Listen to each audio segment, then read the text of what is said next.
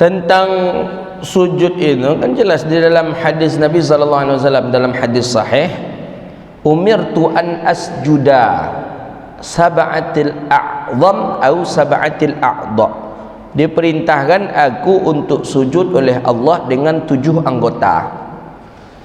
7 anggota itu kita mulai 2 jari jemari kita, jari jemari 2 lutut 4, 2 tangan 6, jubhah. Jelas di hadis tu jubhah tu jidat kening.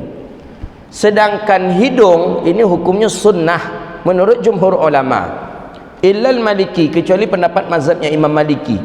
Menurut mazhabnya Imam Maliki orang Sudan dan ba'dal Hanabilah, sebagian pendapat Imam Ahmad, hidung termasuk wajib karena ada hadis di dalam Imam Daruqutni atau Imam Baihaqi, la yuqbalus salah, tidak diterima salat seseorang yang apabila hidungnya tertutup dengan dahinya. Tapi hadis itu dalam jumhur ulama tidak dijadikan dalil itu wajib.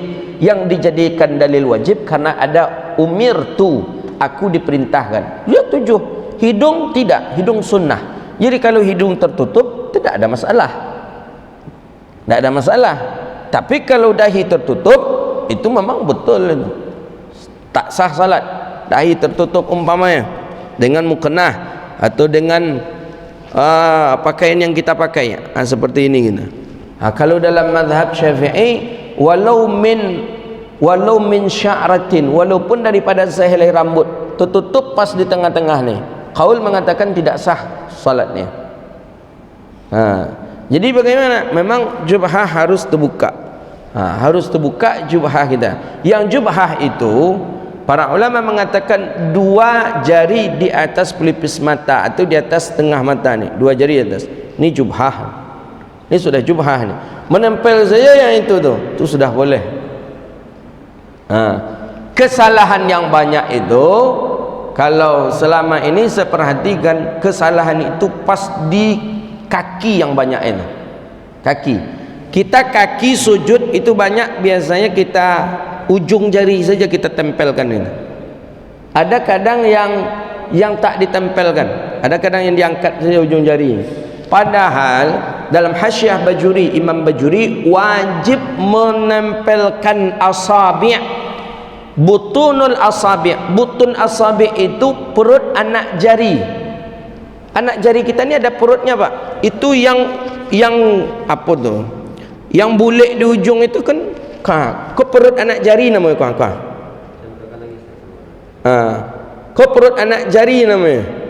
Jadi kalau kita ketika sujud cuman menempel ujung saja, ketika seperti ini saja, dalam mazhab Syafi'i tak sah sujud gitu. Jadi bagaimana?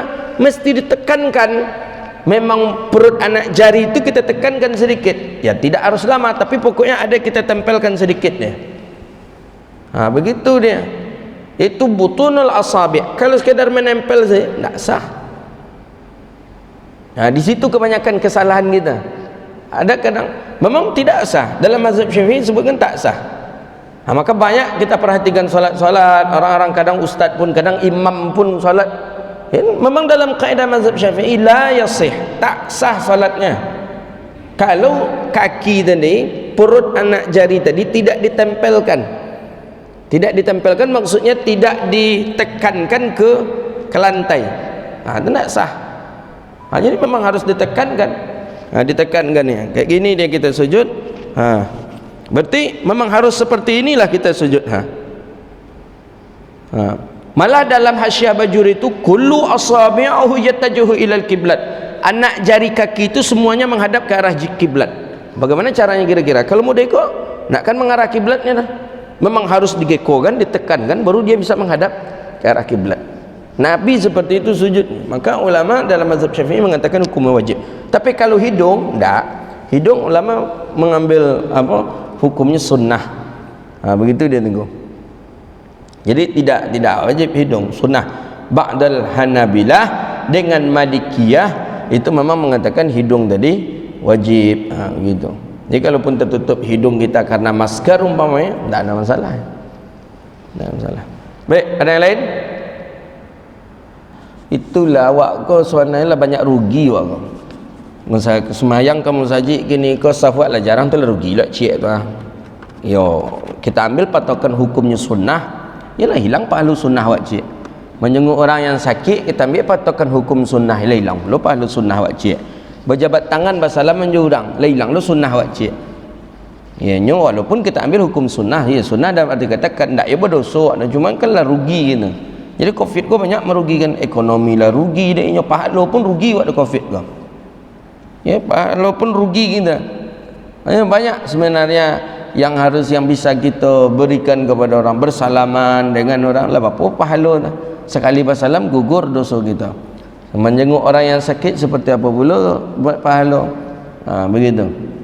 Jadi keinginan kita ada untuk menjenguk orang sakit, tapi nak ada lakukan ajalah dengan bagaimana cara memungkinkan, rasanya via Zoom atau virtual pula awak atau WhatsApp pula awak menjenguknya sakit. Nak apa?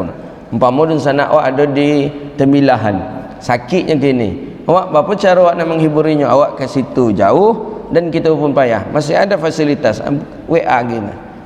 Video call kita je nyo. Dihiburnya sabar yo. Gitu kayaknya. Kan lah dapat je kita pahala. Jadi dalam satu sisi ada juga manfaatnya alat-alat yang diciptakan itu untuk mudahkan. Tapi tetap ada niat kita untuk menjenguk orang sakit, tapi karena tak kesampaian ke sana maka pahala kita tetap diberi oleh Allah Subhanahu Wa Taala. Sama dengan hadis, awak setiap Rabu duduk di majlis ilmu Qatari mengaji kitab Irsyadul Ibad. Setiap Rabu datang tarikah ke masjid Baitul Muktamar kau. Tapi sekali satu ketika subuh tu memang badan dingin rupanya damam gitu, tak bisa kita terasa-rasa di awak tu yang biasa mengaji hari Rabu pagi ku di teman lah dapat kita pahala seperti pahala yang di hari Rabu sebelumnya yang awak kerajakan. Itu dalam hadis Sahih Bukhari. Tapi memang ada uzur ya, maksudnya itu kecil Rasulullah tu memang ada uzur yang menghalangi dia untuk datang. Tapi memang balalok-lalokannya tidak semua tu. Laloknya malih sepaimahnya jadi malih tu tak ada pahala di situ, tapi ada keinginan kita bayang dulu kita ada di situ, kita mendapatkan bagian perolehan pahala daripada ini.